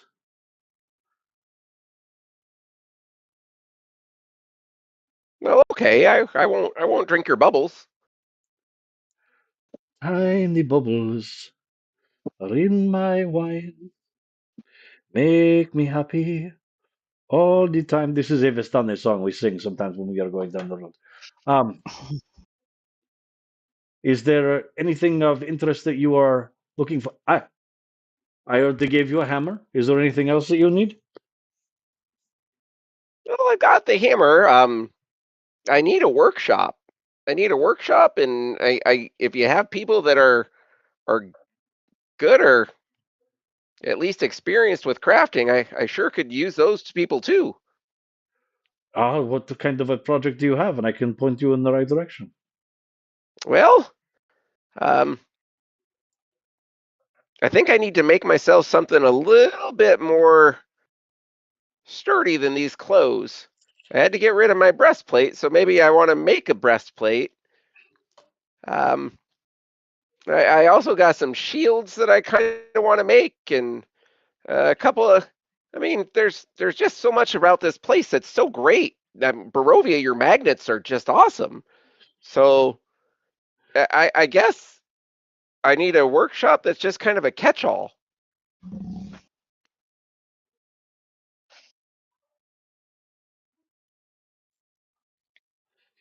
I will tell you that I do have leather armor for sale. Or do you want to make it though? Well, I mean, I'll take the leather armor off your hands depending on this champagne. Oh, the +1. Yes, that armor is not 30 gold pieces. That armor is very expensive. It is well, I would pay 500 gold pieces for the Champagne de l'Estompe, but I would also trade a +1 armor for it as well. So Well, I feel like we might have a deal there. I would say also if you are looking for crafting, most of our artisans are at the Vistani camp near Velaki, and there are also crafters there in uh, in the village of Velaki. That is the majority of the merchant world. There is not much out here, which is why my shop it does so well because you can't get anything anywhere else. I mean, there's some shit in Barovia, but the village, but it's shit, man. That's fair. Okay, well, where can I find this champagne at? Usually in a wine cellar or in a nobleman's house um, or in a wagon. I like to have some wine in my wagon. Or you could go to the Wizards of Wines. This is a how you say a winery where they when I talk about champagne, I start to get a little French, as you can tell. But uh,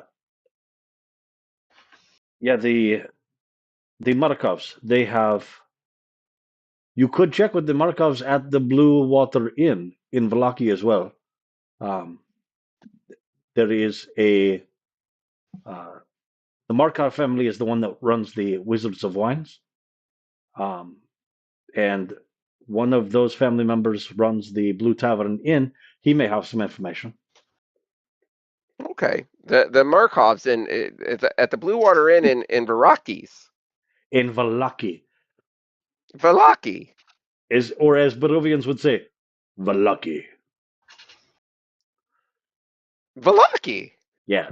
Those Barovians, they talk a lot like Miev. That was the center village, right? That is I the center remember village, reading yep. it.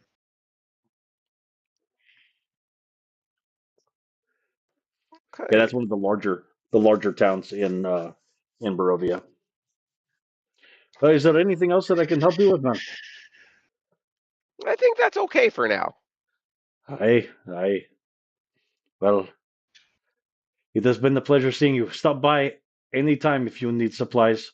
Do not trust those individuals. And maybe I will be making a trip out to Valaki to resupply. So if I see you out there, I'll make sure to give you a shout. Okay, I like that. Indeed, indeed. Um, what is the plan for the party now?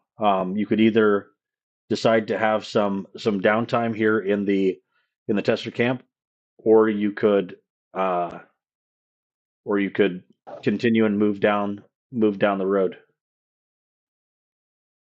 Doesn't Tom have to Well, I do think something I with my want to. bow?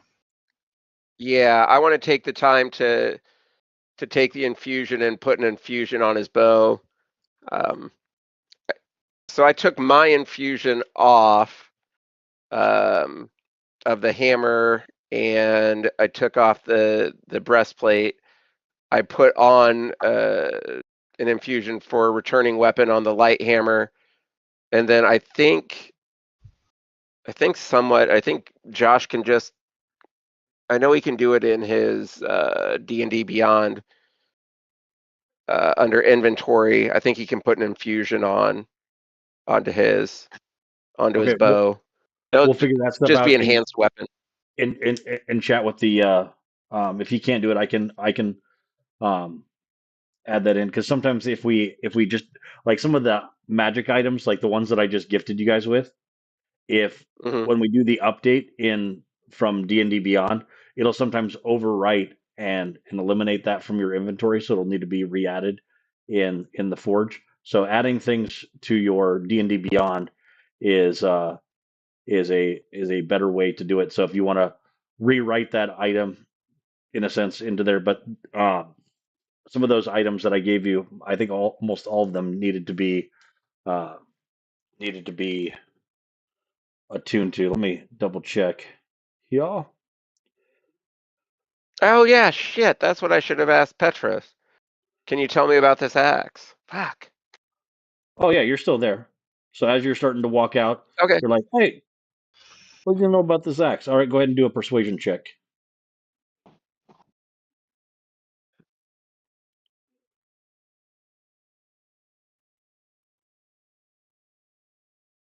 Wait a minute, you don't know Sorry, I'm the getting identify spell? lag.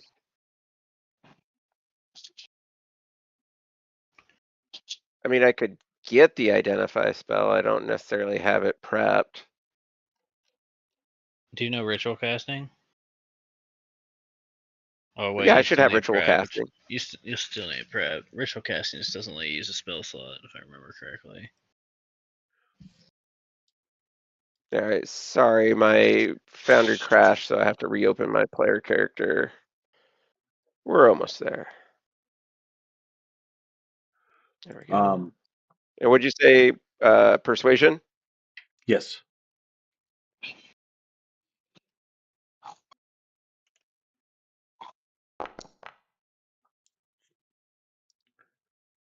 All right, an 18. Nice. You said about the battle axe?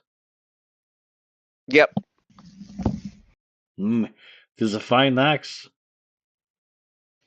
Um, so I would be careful. It is called the battle axe of death. You know, like there's not too often where I find a weapon that is the death that has death in the name that doesn't have a little bit of some flavor to it. You know what I mean, man? Flavor. Yeah, I mean like Like, so. And he kind of comes in and whispers, you know,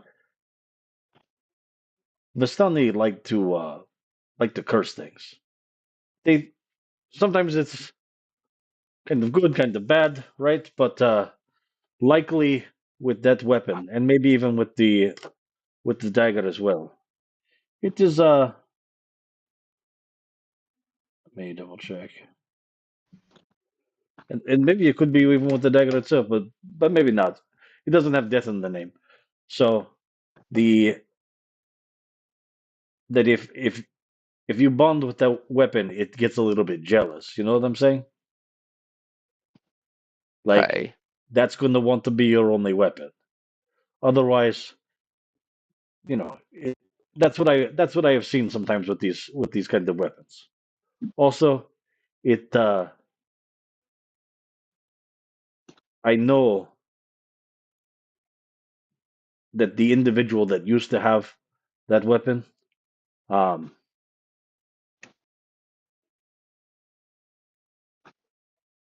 he was very good with it, but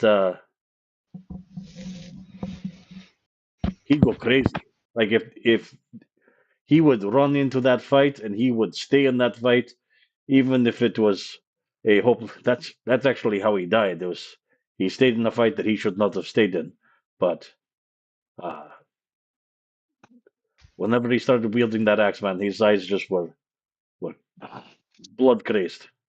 But it's a good axe. So it's a pretty powerful axe. I mean, it is a incredible quality of axe. So +1 is there's not too many. There's very few uh, magic weapons in this realm, right? It's a very rare axe.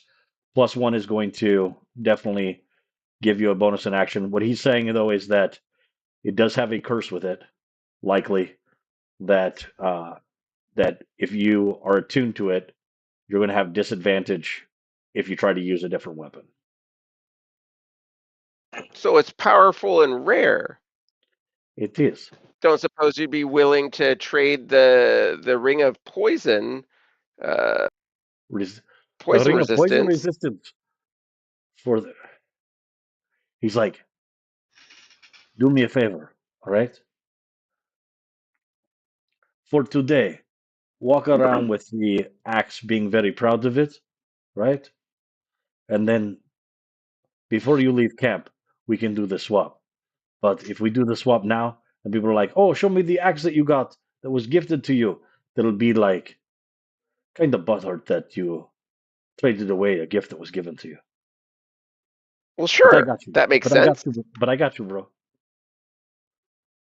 So you are Okay. able to trade the battle axe of death for a ring of poison resistance. However, he steers with your charisma persuasion check. He steers you away from committing the social faux pas of getting a Christmas gift Giving away a gift.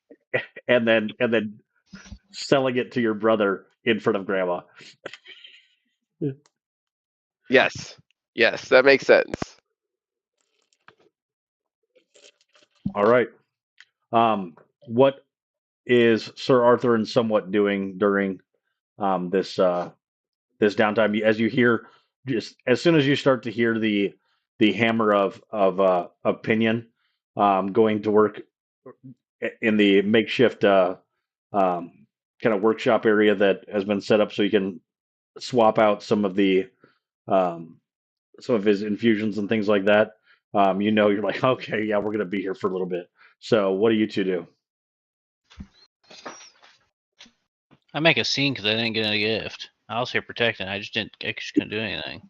Nope, that's all right. So, hey, you make a scene or you attempt to actually get some influence. Get some influence. All right. So you're like, hey, what's it take to get some respect around here? And there's one guy that says you could fight for it. You want to fight, Nero? Yeah. Well, how we fighting here? What are you talking about? See, this guy he asks the right kind of questions. Sure, whenever it comes out of his mouth, it sounds like a coward, but He's asking the right questions. And you're like, what the fuck? This guy is talking straight shit. And he is. He is talking the smack, the Vistani smack. He says, we could do a Shingari. I'm listening. All right. So, in the Shingari, we fight only with what God has given us, what the Morning Lord has given us, and with a knife. No magic, no armor, just man against man with a blade in his hand. And A I tell knife? you what, Is it a dagger? I tell you what, I will put yeah, dagger. And I tell you Okay. what, I have an amulet, my grandmother's amulet. I am willing to put that at stake. What do you have?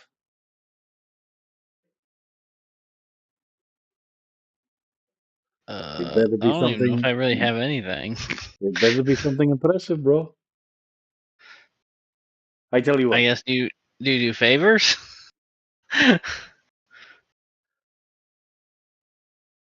about you put up your bow? So if I win, I get your bow, and if you win, you get my amulet.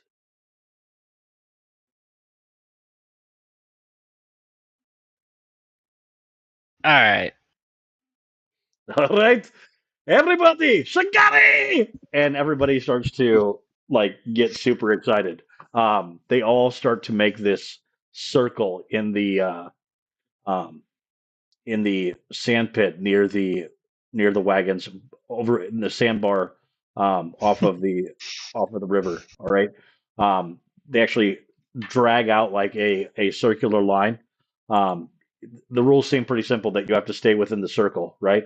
Everybody's gathered Okay. around in the circle, and as you're taking off your armor, taking off your shield, just having your um, this Vistani guy, he actually drops everything and just wraps like uh, a red scarf around his waist, like a sumo wrestler diaper, right? And he's just um, getting loose, getting ready, and kind of dancing around back and forth. Um, he's ready to go.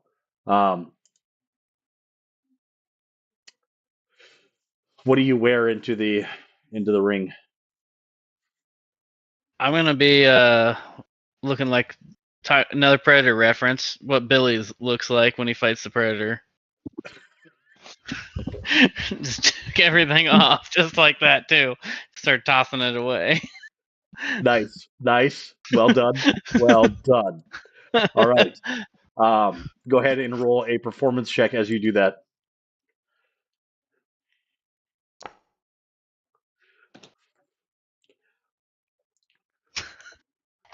How many points are you at? I think I'm only at 2. Well, you're at 3 as you actually embrace um, the tradition and give it a little bit of flair as you disrobe. One of the kids that are gathered in the assembly um, gets so excited by it that he hits you with his stick and does 2 points of damage. And his father chastises him. He's like, "Wait, we wait until the fight starts, then we can hit with the sticks." And Sir Arthur, do you come to this fight? Oh yeah, I come to spectate and then Miev, plan to just test do you come to after. this fight? Yeah, I suppose so. Okay, you are handed sticks as well. Oh, good. All right. And you see everybody kind of getting rid of their sticks. There are two daggers that a wood block is brought out to the center of the um, of the circle placed there. Two daggers are stuck into it, and you both back up. The 10 foot um, radius of the circle, and and kind of are at the ready. And a woman comes out. Was the one that was doing the dancing, and she has the red scarf. And it seems like she's going to, as soon as the scarf hits the ground, you're both able to pounce after a dagger, and um, you also get the idea that this is not to the death. All right, go ahead and roll a perception check.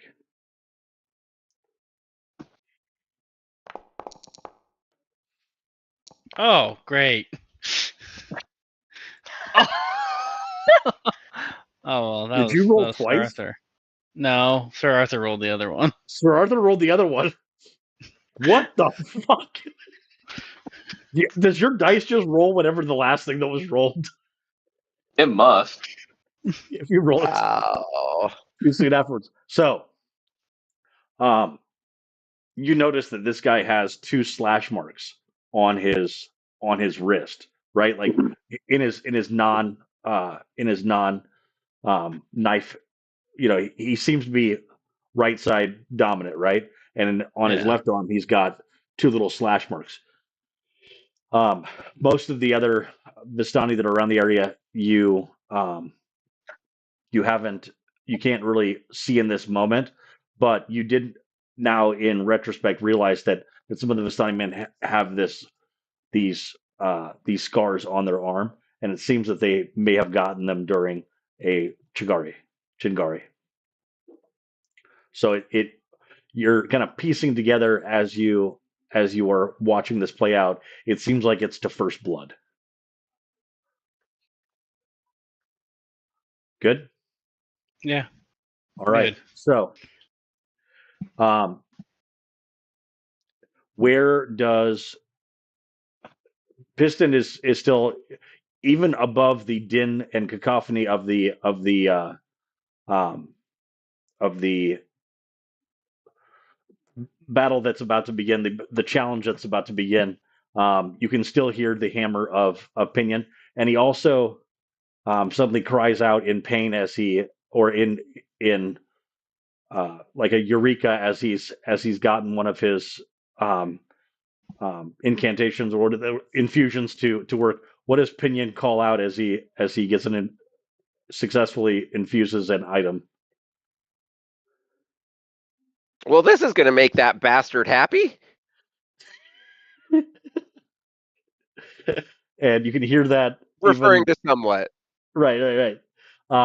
So the as the battle's about to get ready, where do you position yourself? Or do you position yourself on the Vistani man side or somewhat side? What am I No. closest to? You're away from Oh, everything. Everybody's just able to hear this, so okay. everybody can hear where you're at. Sir Arthur, where do you position yourself on the Vistani side or on somewhat side? Some upside. Somewhat side, okay. And Miev, where do you position yourself?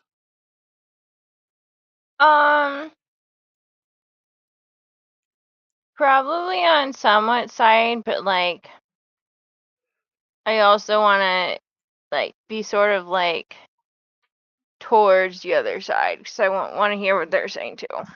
Okay. All right. So,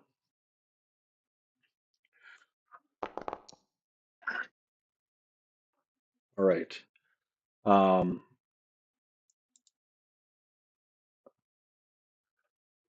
does a 8? Oh, excuse me. Yeah. Does an 8 or a 16 hit with you not having any armor on? A 16 will, an 8 A won't. 16 will. All right. So right before the battle's about to begin, as the flag is lifted up, a one gentleman lashes out, or 2 gentlemen lash out with their. Oh Jesus! I didn't mean to roll d20. Let's roll that again. What's gonna be fun is I'm gonna roll d4 and it ends up rolling higher. Yeah, same. All right. So 2 points of damage to somewhat as the battle's about to begin. Sir Arthur, you realize that it is encouraged for you to take a swipe at somewhat. That's part of this challenge. Do you do so, or uh, are you the one person that does not stand at the sound of the bell when everybody else does. And if you're not familiar with that experiment, that's fine. I don't think I will. You're not going to do it? I don't think so. No. Okay, so you're at 4 points of you lose 1 point of camaraderie with the Vistani Uh, for refusing to I'm still. participate in the ritual. Miev, I'm still. you have wisely positioned yourself between both the Vistani and somewhat. You have the option of swiping at one or the other. Do you participate in this ritual? Yeah, absolutely. That seems to be the way things are going. Okay, and then who do you swipe at? Somewhat or the Vistani?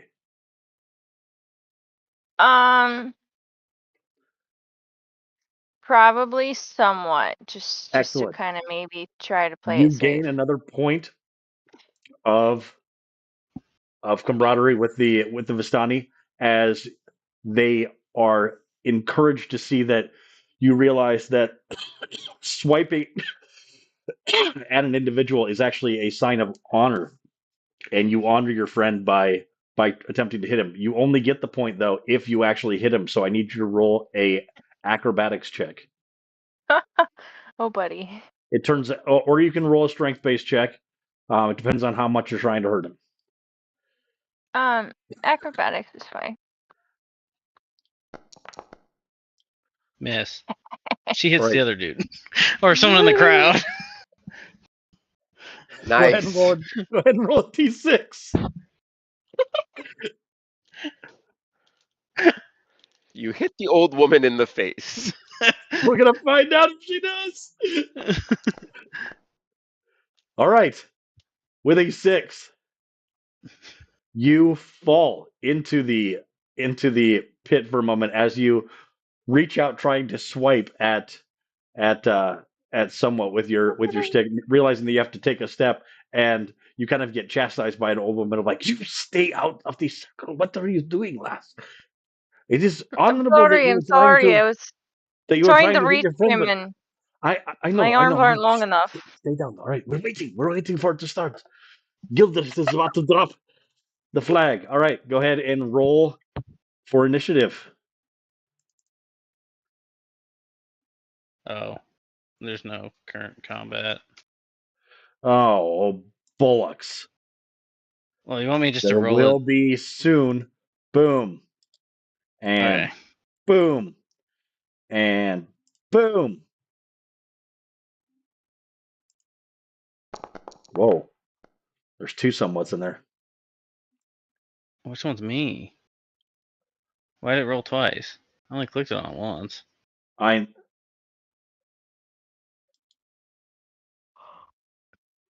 I like that 23 a lot more than that 13, though. go ahead and roll a d2. Flip a coin. Heads, which is 1, you get to pick. 2 is tails, and I get to pick. Yeah. You still win, but I guess it didn't matter. All right, go ahead and make your swipe. You can do your dagger attack. Can I just do a short sword attack? Because I think it's the same thing. Yeah. It should be the same. Just make it easier. Yeah, because you don't have a dagger in your inventory. Yeah, no. Yeah. All right. Was that to a 15 to hit. 15 to hit? Hits. Go ahead and roll a d4 plus Oh, 0. yeah, that's right. Oh no, or d4 Wouldn't it plus be your dex 5? mod. What's that? I was going to say, wouldn't it be 5? Oh, because you are proficient, aren't you? Oh, yeah. Wait, no, it'd be 5. It'd be just my dex. To hit would be the proficiency. Yes. All right. Ouch. I'm not done. That's a good hit. I know. That's the worst part about it. So, as you reach in to slice across the wound goes deep, and you watch as he's bloodied by that attack. And you're not sure how much fight he has left in him, and you're not sure what the rules say about killing your opponent. What do you do? Do you yield? Because I'm not so sure if this is a fight to the death or not.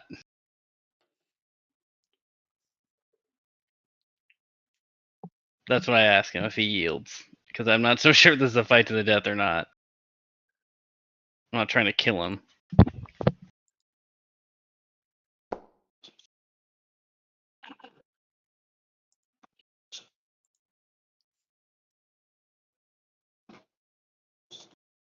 He has this look of shame with how fast your blade came out and how deeply it cut on the first cut.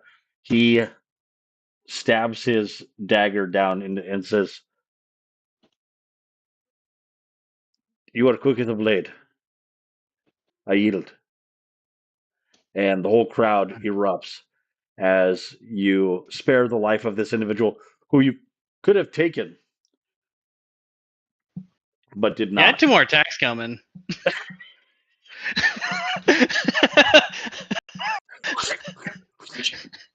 It was the 'Cause- first blood. I got it, didn't yeah. I? Go ahead and give a performance check to see if you can pull off a. Are you not entertained? All right, so you go to 12. are you not entertainment, people? And you kind of mess up the line, but it still is a powerful moment. And a and you receive Amulet. an item. You get a pretty necklace. You Nice. do get a pretty necklace. You got a pretty necklace.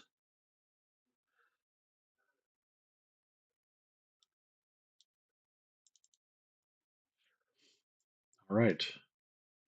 You get an amulet of thoughts.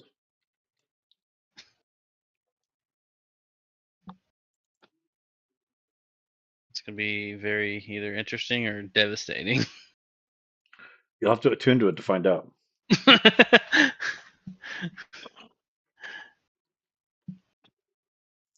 Um, the Vistani man, as he hands it over to you, says, "This will help you identify friend from foe.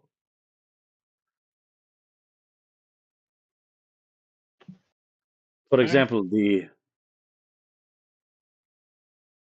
guy that found himself sliced up pretty good, like he had the dagger quickly run across his belly and across his throat. Was that you?" Wait, what? You mean the guy that ran away? The pain guy? I The didn't what? Pain do that. guy. Yeah, the peeing guy. Yeah, I There's usually actually you realize that there is a rumor that is going around that you were the one that sliced him up. I show him both of my short swords that have no blood on them and go, "It wasn't me." Go ahead and roll a persuasion check. As you take out both your Oh swords. shit! I normally use a bow. Like we've seen how skilled he is with a bow, and now we have seen how skilled he is with a dagger. This guy, he just fucking kills people. The rumor continues, but I'll you, go with it. what is it that does somewhat have any ideas of what possibly could have been, and you can use Josh's insight onto what he thinks might have attacked that individual. I honestly don't know. Oh, This was like a me. I want gargoyle or to. something. I Yeah, go want ahead. to give it. Yeah, What do you want me to roll? Well, if you as a player have an opinion about what you think your character thinks, you can give it, and then we can roll to see whether how certain you are. My character go in the fiend realm that it thinks it's a fiend of some sort. Well, so you described it as like a malformed or grotesque raven, right? Correct. Was it raven sized? It was not. It was like humanoid size. Okay. Well, obviously I have more experience with like the realm of beasts, and animals than the other variety of things. But I want to see if I can see if it's something that maybe perhaps I've seen before or seen anything vaguely like it, and I might know what it was. Sounds good.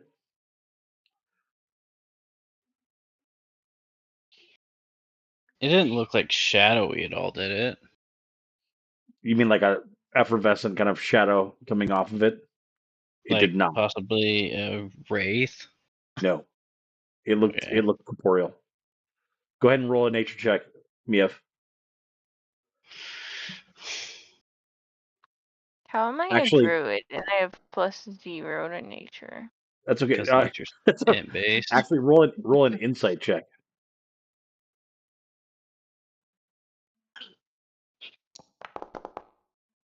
All right, I'll take that. All right. So, um, as you're pondering the things that you hear somewhat being accused of around the camp, and then asking him about it, like what did you see, and both him and Sir Arthur kind of give their inputs, um, you can't help but think of the card that was drawn by Madame Ava about I believe it was the greenstone, the raven, Mhm. and that Mhm. um, ravens are always not what they appear to be. There is another um, rumor among the Vistani that when you're um, kind of checking out some of the identify a couple of the ravens that are around camp, that uh, that one of the Vistani is like, oh yeah, it is.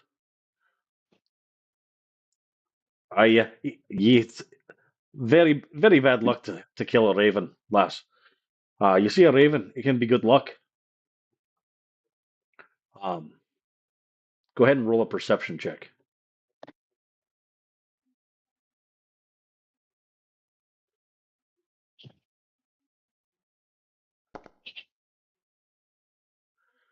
With your 15, there was, and you can't find it anymore.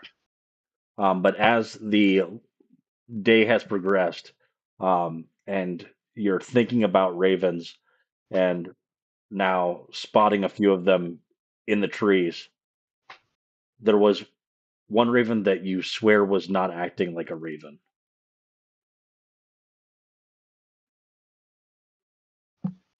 Interesting. Like that it was watching too much. It wasn't interested in like foraging, it was more interested in what was going on at the camp.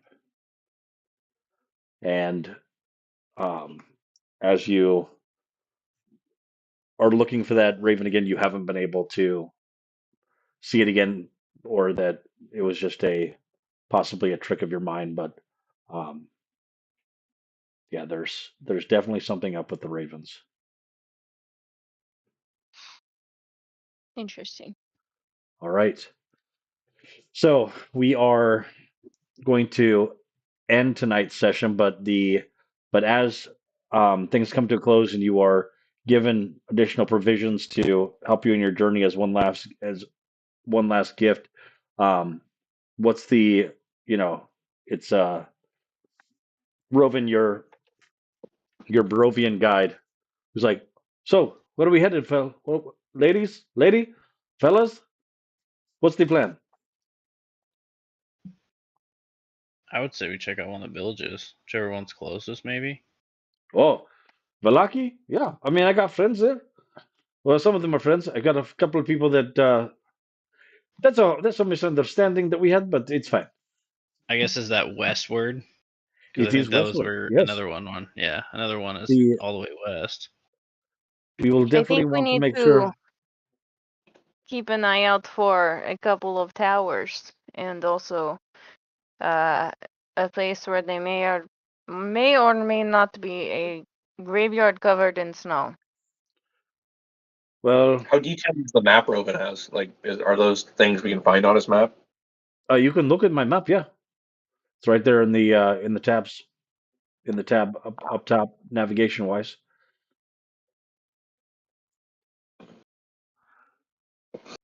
Um, what kind of towers are you looking for again? Uh, there's one potentially on top of a mountain. There's one uh,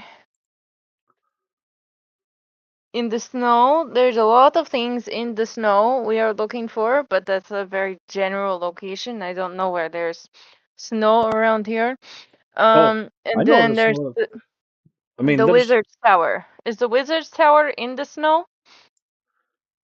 Or is it not um. in the snow? Is that two different towers? So I will tell you that one thing I will make sure that is important is you want to make sure that you are very specific, right? So tell me again, was the tower on the mountain?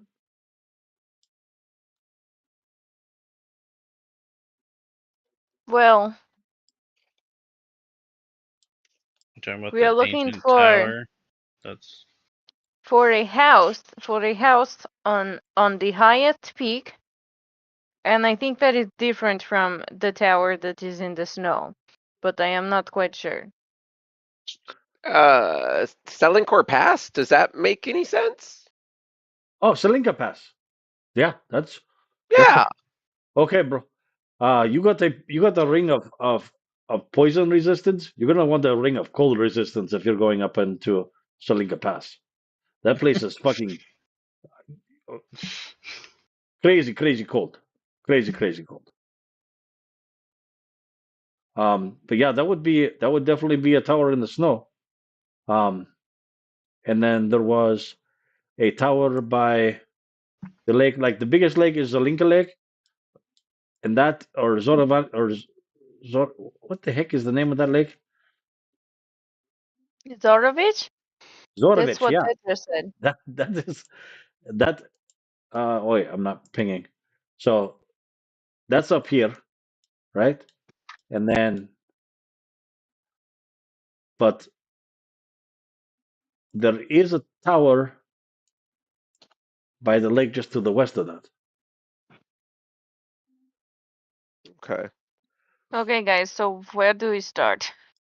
Well, the next village is going to be um,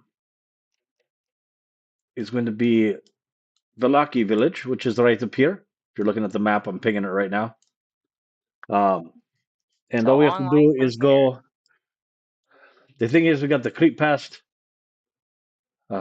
the Devil Strahd's house is up there. Is just up the road from the gates there. We go across the bridge and we go past the windmill, and then we go right into Valaki. But it is going to take a couple of days, so we're going to have to. Um, if we go real fast, we could probably just do one stay overnight. But if we run into trouble, we might have two, maybe even 3 nights, depending on um, on what the conditions are like. And I don't like It to is be on the road. okay. I would like to go past the windmill on our way. That would be excellent. You want to stay at the windmill? Not necessarily stay, but I would like to see it. Yeah, it's pretty cool. So, all right, we will go ahead and take off. And and you wait until the next morning, so that way you have as much sunlight as possible. And when we come back, we will be um, playing a travel tune as we head um, down the uh, Salvage or Salvic Road.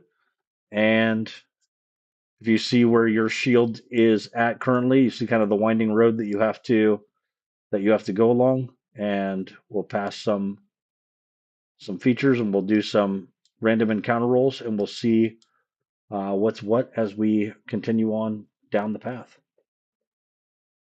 Right All on. right. All right. Outstanding. Thank you very much. Thanks, man. And we Thank will you. see you next. Hey, what's everybody doing on Friday? Go into the West Town Tap if you can.